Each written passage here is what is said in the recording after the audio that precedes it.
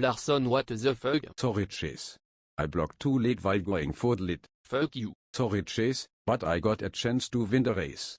We'll talk about it in the team meeting tomorrow morning. Elmau bye.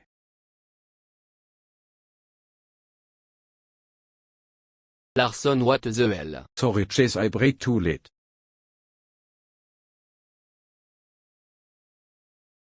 Sorry Chase, but I have a chance to win the race. At least to win the regular season championship for 2022.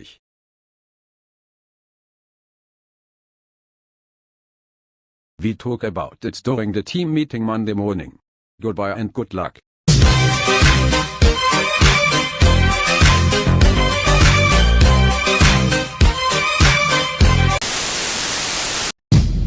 If you love me, please don't judge me. Got my hands tied, the power's above me. Don't shoot the messenger, I'm just a puppet here. If you wanna place blame, then look to the puppeteer. Family, fortune, envy, jealousy, privilege, passed on, legacy, secret, sabotage, borderline, felony, suicide, subtract, selfish, pedigree, yeah.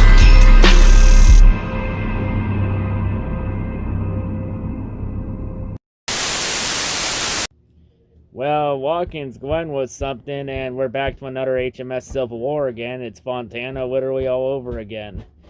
But before we talk about the race at Watkins Glen today, before I have to air out any dirty laundry before the chase, let's first take a look at all the other races that happened this weekend before we all get there.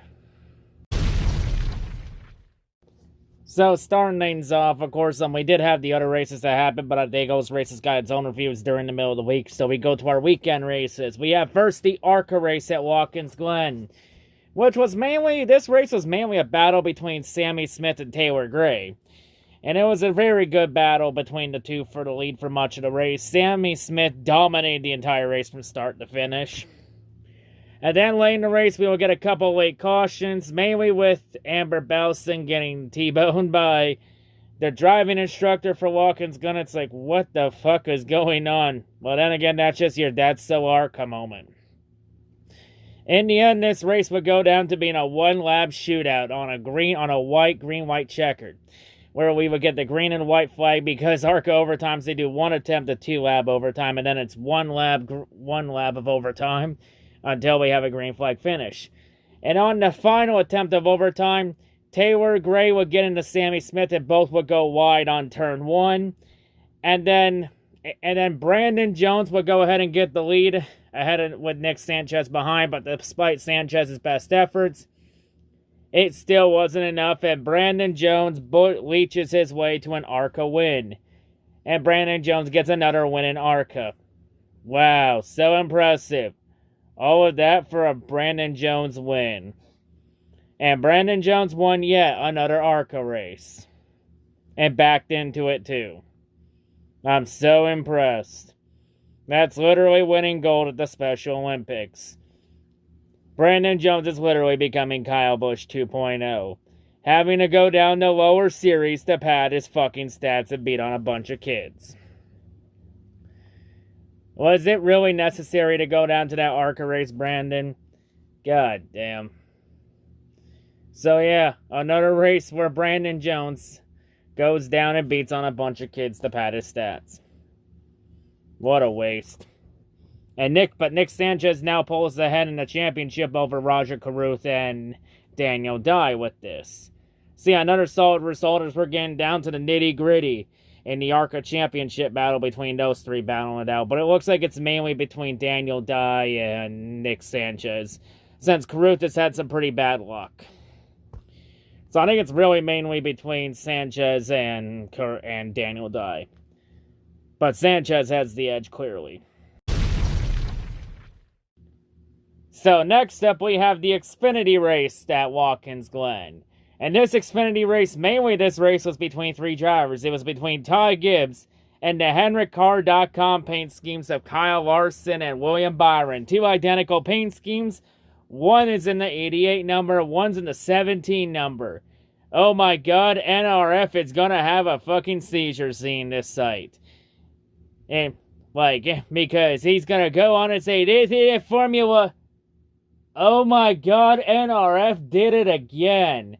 He learned literally nothing from the last time he did that shit and got ratioed fucking hard. Yeah, it's such a safety hazard. It's not like there's fucking numbers on the side of the car and the spotters can't tell the minor differences. And plus, a bunch of fans listened to the spotters and, oh yeah, none of them had a problem with identifying Larson and Byron's cars pretty easily.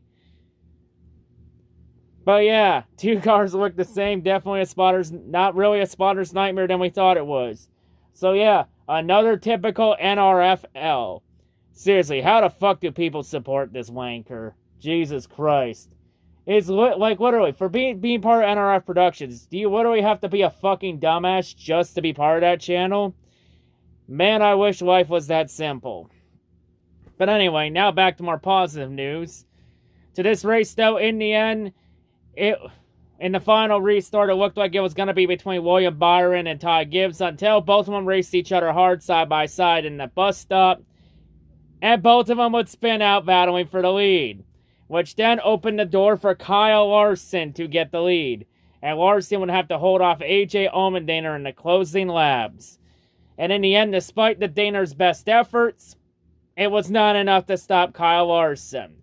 And Kyle Larson goes on and bushwhacks his way to an Xfinity win for the first time in nearly 4 years, winning at Watkins Glen. So, well, this is interesting. I've never really been in a situation before that my favorite driver won a fucking Xfinity race. I think the last time I was in this kind of situation was when Chase Elliott won that truck race at Charlotte back in 2020. So yeah, this is kind of weird. Because to be perfectly honest, Kyle Larson kind of had no business being in that Xfinity race. I think he was mainly in there because of sponsorship obligations. But hey, it was kind of cool to see Kyle Larson winning that 88 car and in that paint scheme in Xfinity. And in the end, it is what it is, you know. I'm happy Larson won. The problem is it's a fucking Leach win.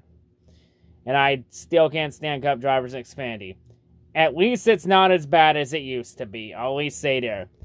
And also, we did have the little talk between Byron and Ty Gibbs, because moments after they dumped each other and wrecked each other in the bus stop, Byron would then wreck Ty Gibbs coming off of turn 6. And both of them would have a talk after the race, which ended peacefully. It was just one of those agree to disagree talks. At least Ty Gibbs had his helmet off this time. So at least Ty Gibbs learned to finally grow a pair. At least there's one positive there. At least Ty Gibbs learned from Martinsville. At least I can respect him there, I guess. But yeah, and also with this, it also means that no one in Xfinity locks himself in the chase this week. There's no graphic for that. Because we had a Leach win, so nobody locks in on a win. So now with 4 races left, we're now guaranteed at least one driver to make it in on point. Well, at least one driver in Xfinity will make it in on points. But in the coming weeks, we should see a few drivers lock themselves in on points. But for now, we still remain with 5 spots still open with 4 to go. That's just Xfinity there. Now on to the IndyCar race at Gateway. Much of this race, as this IndyCar Championship battle continues on with 3 races left, and this being the closest IndyCar Championship battle in nearly 20 years. Looking like a 4-man battle for the championship, but guys like Alex Palou, Pato O'Ward, and Scott McLaughlin, they all have long shots at the championship, but they all need a lot of help to have a chance at that championship. But throughout much of this race, the early portion of this race was dominated by willpower. Throughout much of this race, it was dominated by Penske for much of it. Between Power, Newgarden, and McLaughlin. But later on in the race, it would go on to be between McLaughlin and Newgarden, as willpower just could not keep up with the ever-changing track conditions and fell back a bit. But in the end, late in the race, with around 43 to go, we would have a rain delay, followed by a lightning delay at Gateway. That would push the race back. But IndyCar, they would insist on trying to finish the remaining 43 laps. While this rain delay is happening, we're going to go to a different series to try to try and enjoy something while we wait for IndyCar to get back in action. So while that IndyCar delay is happening, we're going to shift our attention to the ARCA West race at Evergreen Speedway. Yes, it's our first ARCA race in like a few months, since June. It's been a while, but we're back with ARCA West.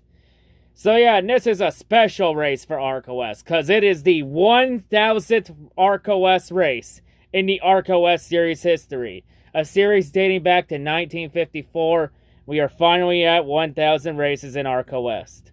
What a great accomplishment. We are finally here. So for this 1000th race, it was mainly a three-man battle between Jake Drew, Tanner Reif, and Cole Moore.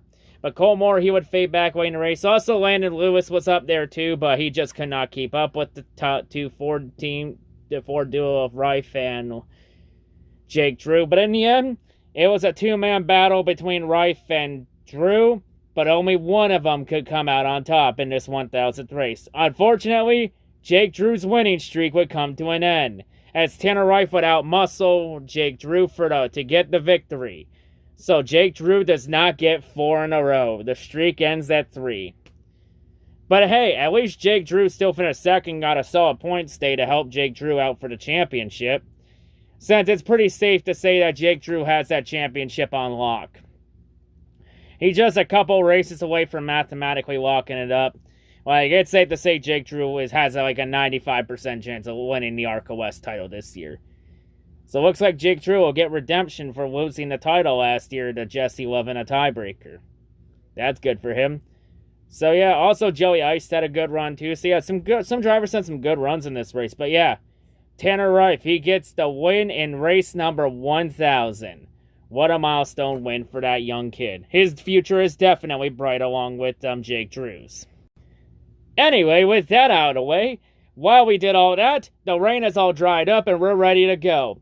So in the last 43 laps, it was mainly a two-man battle between Newgarden and McLaughlin. But we would have some action in the middle of the field, because all of a sudden, we would see David Malukas rocket his way all the way into the top 5 and then all the way to the podium positions. And he would run down the Penske cars pretty quickly. Also, during this entire time, we would have the Rick Ware car of Takuma Sato rocket his way to the top 5. Unfortunately for Sato, 5th would be as high as he could go, as he would catch Pato O'Ward, but he could not run him down, as both Malukas and Sato were on fresher tires. But while that was all happening, Newgarden would quickly get by McLaughlin for the lead. And then Malukas, he would catch McLaughlin and would get past him on the outside for second. But sadly, despite Malukas being faster than Newgarden, Malukas would just run out of time to catch Newgarden. And Joseph Newgarden would hang on and would get his 5th win of the season, winning that Gateway. So yeah, Newgarden, he really sets himself up in the championship well, a big points day. Will Power comes home 6th, and Dixon has his solid finish as well to have a good points day. So for the IndyCar Championship, with 2 races to go, we have the top 4 in the championship only separated by 17 points. So of course you have Will Power, who's the championship leader, looking for his 2nd championship, his 1st since 2014. You got Joseph Newgarden, now 3 points behind, looking for his 3rd championship and his 1st since 2019.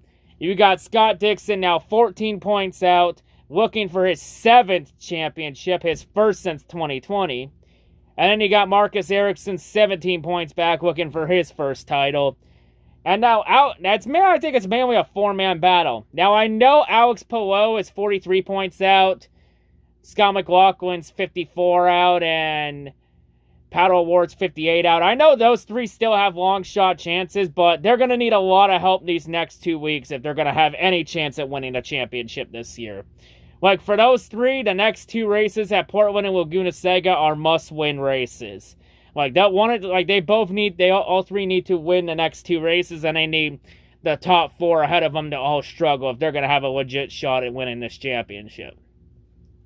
I think it's going to be a 4-man battle for the championship, because I think next week Palou and McLaughlin and Pato O'Ward are going to be eliminated. I think it's going to be a 4-man battle for the title entering the finale. Like, once again, I'll say it's for IndyCar.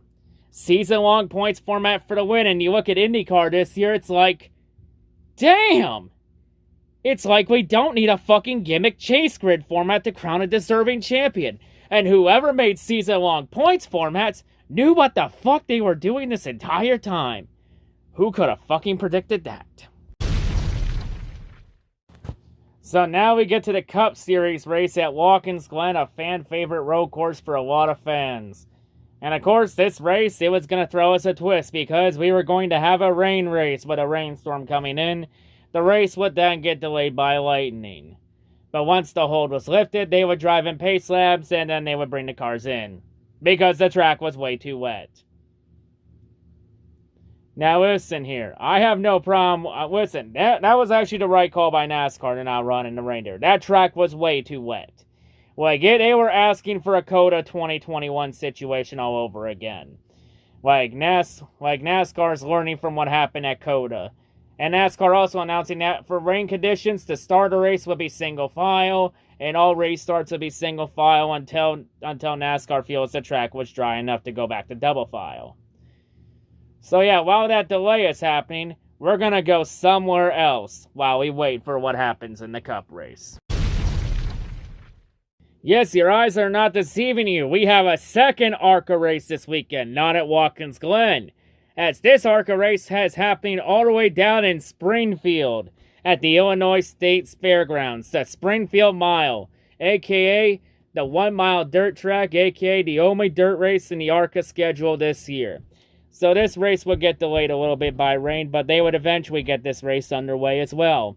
And this race, for much of this race for the most part was dominated from start to finish by Jesse Love. But due to time constraints and the fact that the Illinois State Fair need to have a concert going at 5 p.m. Eastern Time, that was the latest they could run the race, so they couldn't go all the way to 100 laps. So it's literally a time race.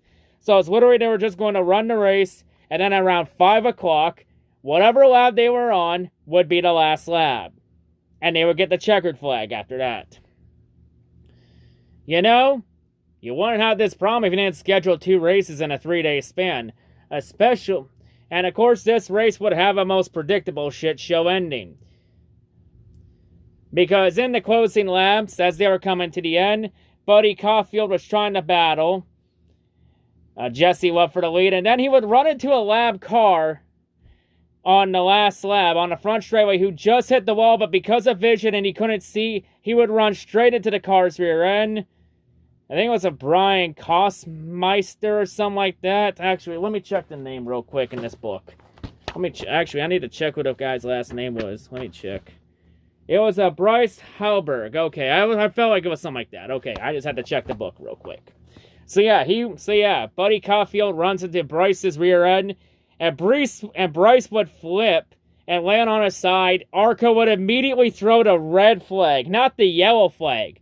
They threw the red flag for the crash, but both drivers were safe and were out on their own power, and ARCA would effectively end the race right there on the spot, so Jesse Love would get the win right there. That was a scary fucking crash, but thank God Bryce was okay, because that was kind of scary. But yeah, originally when I first saw the phone, I was like, why the fuck is there a lap? When I first saw the replay, I was like, okay, why the fuck did ARCA keep the track green when a car stalled in the middle of the track? But then when you watch the replay, Bryce actually hit the wall a few seconds before the field came for the white flag. And even if they did throw a yellow flag for him hitting the wall, it wouldn't have stopped that from happening. Like, Buddy was going to run into Bryce. It was going to end that badly. You know, because then again, that's what happens when you run a dirt race in the middle of the day instead of at night the way it's supposed to be, because of the fucking dust and shit flying everywhere, so in the daytime it's hard to see at that time. Like, yeah, that moment there, this was the most ARCA, that's so ARCA moment, and that's so ARCA moments. Like, Jesus Christ. This series really needs to off itself at some point. But yeah, in all this though, Nick Sanchez, he would once again have another solid point stay to pad his lead over Raja Karut and Daniel Dye. So yeah, Sanchez continues to take the edge in the ARCA championship with 6 races remaining in the ARCA season. And also this because they then scored a last lap. Buddy Caulfield, despite running into him coming to end the race, Buddy would still get a second place finish. And despite Bryce flipping on his side, he would still be credited with a top 10 and 10th. Because they did scoring all the way back to the previous lap. Well, I guess that's one consolation prize for Bryce. I guess? But yeah, what a fucking terrible fucking ending to that ARCA race. Like, that is a definite ARCA moment. Like, yeah, what the fuck are ARCA brakes? Just, yeah, that was a terrible crash to end that race. A terrible way to end that race. But yeah. Maybe next time ARCA you don't run 2 races in a 3-day span. At 2 different tracks with one on the other side of the country. Maybe take that note for next time, ARCA. So now with that ARCA race out of the way, the Cup race would finally get underway. Once the rain stopped. So we have rain tires. But we're not going to run in the rain because of PTSD from COTA last year. Good to know. Especially when we have 7 international drivers in this field, including 2 former F1 drivers in Kimi Räikkönen and Daniel Kvyat. And we also have the debut of Mike Rockenfeller in the Cup Series. Well, of course, Rockenfeller, a lot of Jimmy fans will know him as one of the guys that was on Jimmy's Rolex 2014 for Daytona the last couple years in that 48 car. So yeah, this race would eventually get underway in damp conditions, but it would not take long for the track to dry and for a lot of teams to switch on slicks. So this race would have a lot of comers and goers because of pit strategy about when you stay on wets and when you switch over to dry tires. You would have Briscoe win stage 1, and then we would have more comers and goers. Like, throughout much of this race, it was cycled out. Like, much of the early parts of this race was dominated by Michael McDowell. You had Reddick there early in the race. Chase Elliott was up there too. Kyle Larson as well. Mainly between a lot of those guys. And then later on in the race, Reddick would then get spun out, and that would put him in the back. And then stage 2 would cycle out to have Joey Logano go to take the stage win. But of course, McDowell and Chase Elliott were both trying to make it to the end on a 2-stop strategy along with Kyle Larson. So they would all cycle out to the lead. But Chase Elliott would eventually get past McDowell for the race lead. And then Chase Elliott would then stay ahead after they made the final pit stops, with Kyle Larson cycling out the second as well. Both of them would go almost 11 seconds ahead of McDowell. So it was really at the end of the race. It was shaping up to be a Larson versus Chase Elliott battle for the win. Another chapter to the already big rivalry between Kyle Larson and Chase Elliott. And then with 12 to go, we would get the turning point of this race. When Joey Hannon in the Rick Ware car would spin out and hit the tire barrier, and NASCAR would then throw the caution, not because he was in the barrier, but because the barrier got moved out of place and they had to move it back in place. Everybody would stay out. We then restart. And then literally 1 lap later, we would have Loris Hezemans, the former NASCAR Euro Series champion, the former multi-time Euro Series champion. He would spin out and end up all the way in the gravel pit. And get stuck in that pit, forcing another caution. When it looked like Chase Elliott was going to have this in the bag. Now for the final restart, I want you to pay attention to the lane choices here. Chase Elliott chose the outside line, because for road courses, there's no choose cone rule. So only the leader gets to choose his lane. Chase Elliott would choose the outside, putting Kyle Larson on the inside, AJ Allmendinger on the inside as well. And then in turn 1, we would have another teammate run in, where Allmendinger would spook Kyle Larson, and Larson would then log his brakes into turn 1, forcing himself and Chase Elliott up the track. But Kyle Larson was able to get the car going quickly and would end up getting the lead just ahead of Allmendinger. Logano would then get by for 3rd as Chase would fall to 4th, but he would stay in 4th. So then, like the Xfinity race Saturday, it was once again a battle for the win between Kyle Larson and AJ Allmendinger. But like Saturday, despite the Allmendinger's best efforts, it was not enough to stop Kyle Larson. And Kyle Larson would go on, and Larson would get his second win of the season, winning at Watkins Glen. So Kyle Larson gets the win at Watkins Glen for the second year in a row. Larson also sweeps the weekend. So this is something I haven't experienced ever. For the first time in my lifetime, my favorite driver swept the weekend at the track. Larson winning the Xfinity race and the Truck Cup race. Well, I haven't been in this position before. I've always been pissed every time a driver like Kyle Busch or Keselowski or Logano have done it, or a Harvick doing it. But now I'm on the other, so now I get to experience the other end of it, being on the receiving end. All I say to Kyle, to all the Kyle Busch fans in the comments, yes, this is my first time. This is my first time. Tell me what it's like to sweep a weekend. I have never experienced that before. So yeah, Larson fans get to pull the brooms out and go sweeping. And also Kyle Larson's win does also one more thing here, because with Larson winning and there not being a 16th winner in this race, it means that Kurt Busch, despite being out for the rest of the regular season, Kurt Busch, we don't know what his status is for the chase this year, but hey, at least he's in the chase. Maybe? So yeah, that means 15 spots are officially occupied, which means entering the regular season finale at Daytona, we have one chase spot still up for grabs. Ryan Blaney holds that final spot by over 26 points over Truex. And then everybody else below is in a win and you're in situation. Still kind of bullshit that Truex is gonna either Truex or Blaney are gonna miss out. It's kind of fucking dumb that a driver that's missed 6 races in a row is gonna be allowed to compete for the championship and maybe waste a chase spot. But yet Blaney and/or Truex might miss the chase this year because they didn't win a race. Because of the fucking win and you're in deal. Like, the win and you're in deal is so fucking stupid. It's fucking destroyed this chase format.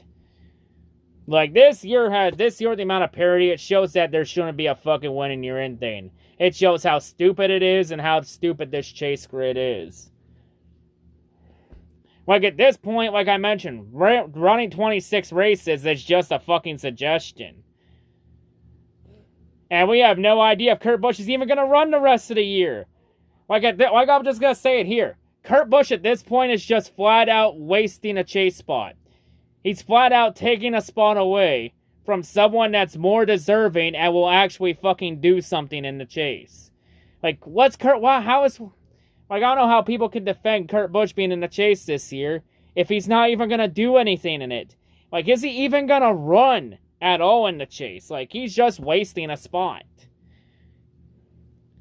Like, if NASCAR knew what the hell they were doing, they would strip him of the waiver, but in a perfect world, NASCAR would strip Kurt Busch of the waiver and not take any chances. But we don't live in a perfect world. And of course, we also gotta talk about the controversy between Chase Elliott and Kyle Larson. Let's be real, I'll be honest here. Larson did nothing wrong. Like, Larson barely touched Chase Elliott. Like, Larson just locked up there, and they both just went wide. And honestly, you want to know what really would have helped Chase Elliott in that situation? How about not taking the outside lane on the final restart? You know, if Chase Elliott took the inside line, that wouldn't have happened. Maybe Chase would have been the one that locked up his brakes and forced Larson up the track instead. Let's be real. Let me be honest. Kyle Larson did what almost anybody else would have done in that situation if the shoe was on the other foot. And let me be real, I would not have a problem with Chase Elliott doing it if the shoe was on the other foot. It was honestly a racing deal. Larson did nothing wrong. It's just, once again, the bad Chase Elliott fans are once again playing the victim card and playing the victim complex. Thinking how, Larson robbed them of a win. No, you robbed your fucking selves of a win. Let's be real. You can't blame Gustafson for this one, and you can't blame the pit crew. This one is 100% Chase Elliott's fault. Chase Elliott blew it. He had the win in the bag, and he threw it, and he pissed it away. He blew it. But hey, Elliott fans, despite that, though, you still finished 4th. And you only needed to finish 34th or better in this race. So with your 4th place finish, it means one thing. You have won the regular season championship with a race remaining in the season. So yeah, to Chase Elliott, congratulations on winning the regular season championship. Well deserved on Chase Elliott's part. Oh, you think I was just gonna bash Chase Elliott this entire time, didn't you? Nope, gotchas. I held Chase accountable there, but now I congratulate him on his accomplishment this year. Congrats on the regular season championship. Elliott fans, I know you're gonna hate my fucking guts for defending Kyle Larson in that situation, but please take these 15 bonus points towards the chase as your consolation prize. At least you got a trophy today. It might not have been the trophy you wanted, but today, the regular season trophy, it's the trophy you rightfully deserve today. But yeah, and honestly though, let me just say this. I've already seen a couple Elliott fans wishing for Kyle Larson to get sent to catch fence again and flip at Daytona next week. It's like, really? This shit again? You all really learned nothing from Fontana earlier this year? For fuck's sakes. And you wonder why nobody respects the Chase Elliott fan base. Because Elliott fans have a history of doing this. Nearly every single time Elliott has a run-in with another driver on the track. Once in a while I can maybe forgive it, but when it happens nearly every single time, I can't forgive it. That's a bad habit. Now, let me be clear. I don't hate every single Elliott fan. I don't think every Elliott fan is bad. There are good Elliott fans. I will admit that. I'm friends with a lot of good Elliott fans. But in the end, all the bad Elliott fans make the good Elliott fans look bad. And the bad ones will always make sure the good ones get shit on and get a bad reputation. And I feel bad for the good Elliott fans because they always get shit on by the bad ones. They always get a bad rep, and I know it's not fair for them. You know, that's just life, though. Life isn't fair. But hey, like I mentioned, let me just reiterate what I said at Fontana back in the spring. Kyle Larson is not here at HMS to finish second to Chase Elliott. He's not here to lay down and die to Chase Elliott. Larson is here to win races and championships. And for those Elliott fans saying, oh, Larson's a bad teammate because, he raced my precious Chase Elliott hard for the win. Yeah, Larson's such a bad teammate. He literally helps Chase Elliott out in dirt racing and owns his dirt team. And Larson's such a bad fucking teammate that he literally let his foot off the gas in turn 4 at Vegas and helped Alex Bowman win Las Vegas. So that Bowman could sell those backing in the win t-shirts to piss the Kyle Busch fans off. Yeah, Larson's definitely a fucking bad teammate because he did what anybody else would have done in that situation and actually race for the fucking win. Like, you don't race to finish second or third every goddamn week. Well, maybe in Chase Elliott's position on the points-wise to get a good points day to win the regular season championship, maybe. But at the end of the day, you always race to fucking win. You race to win. And it's like, by God, the bad Elliott fans learned absolutely nothing from the talk and me getting the monkey off my chest back in February after the Fontana run-in. Also, one positive here, Elliott fans. At least Kyle Larson didn't run Chase Elliott into the wall this time. He just forced him a little up the track and got him out of the groove. Honestly, it was a racing deal. Kyle Larson did nothing wrong. Get over it and move on. And yeah, I did listen to Chase Elliott's post-race interview. Yeah, Chase Elliott looked like he was okay with it. It sounded like it. But if you look at Chase Elliott's facial expression, it kind of makes me want to hit X to doubt. I do not think Elliott was pleased with what Larson did. Tough shit. Tough shit. Just have Rick Hendrick sit Kyle Larson and Chase Elliott down in the team meeting Monday morning with a plate of milk and cookies. That ought to solve that problem. Just treat them both like Rick Hendrick treated Chad Knaus and Jimmy Johnson when those two went at it in 2005. But yeah, let's be honest. Kyle Larson, Chase Elliott is now without a shadow of a doubt becoming the new Jimmy Johnson, Jeff Gordon rivalry. It's Jimmy Johnson versus Jeff Gordon all over again. Hey, say sometimes that's just the cost of having two generational talents on your team in their primes. They're bound to run into each other at some point. That's just how it is. Anyway, though, Larson got the win. Elliott still got the regular season championship. We still walked out of Watkins Glen with 2 championships. Another win on the calendar for HMS. Now we had the Daytona, a race that really doesn't mean anything because all 4 HMS drivers are locked in. So it's just really, Daytona's just really a meaningless race. And honestly, just get focused for Darlington in 2 weeks for the Southern 500 for the Chase opener. But anyway, let's now take a look at the Chase grids now that I aired as much dirty laundry as I needed to. So now, here's the Xfinity Chase Series grid with 4 races remaining in the Xfinity's regular season. So we have still 7 drivers locked in, 5 spots still up for grabs with 4 races remaining. So now we're guaranteed at least 1 driver will make it in on points. So Corpse, Herbst, and Mayer, they're all in pretty good points position-wise. Daniel Hemrick, he had a crash in the race. That damaged his points a bit, but he's still in a decent spot, 67 to the good, with 4 races left. Castle's also in a good spot as well. Sheldon Creed, though, he's been gaining some points on Ryan Sieg, now only 39 points out. So Creed is closing the gap down, but Creed still may need to win a race, or he needs to have some more solid points runs and hope something happens to Ryan Sieg at Daytona. And of course, Alfredo and everybody else, I think they're looking at either needing a win or they're going to need some help to have a shot if they want to make it on points. Now, Bailey Curry, he's mathematically out. The only way Curry can make it in is with a win.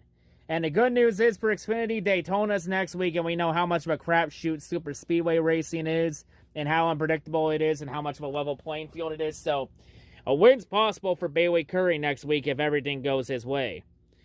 So yeah, Daytona's one of the big wild cards left in the Xfinity regular season.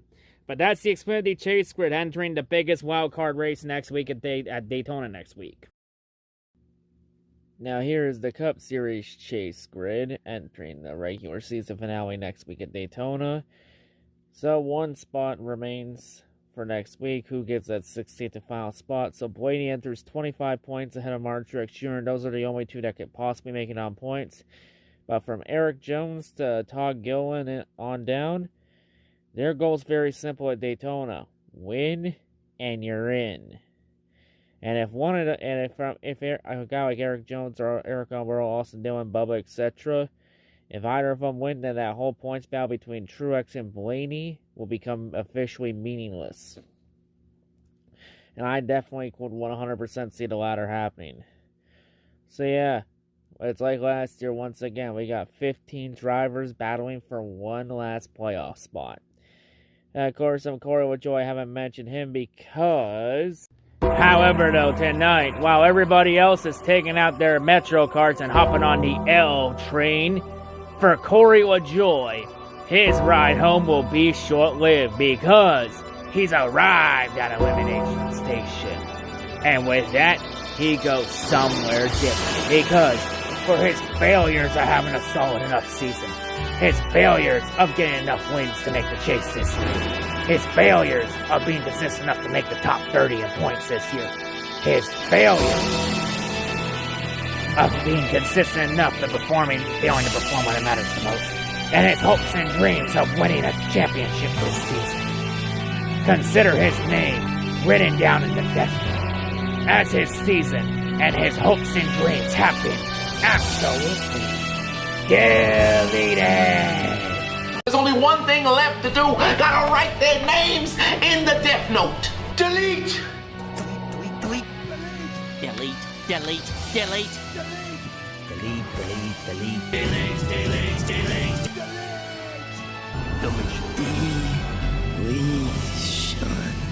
Delete.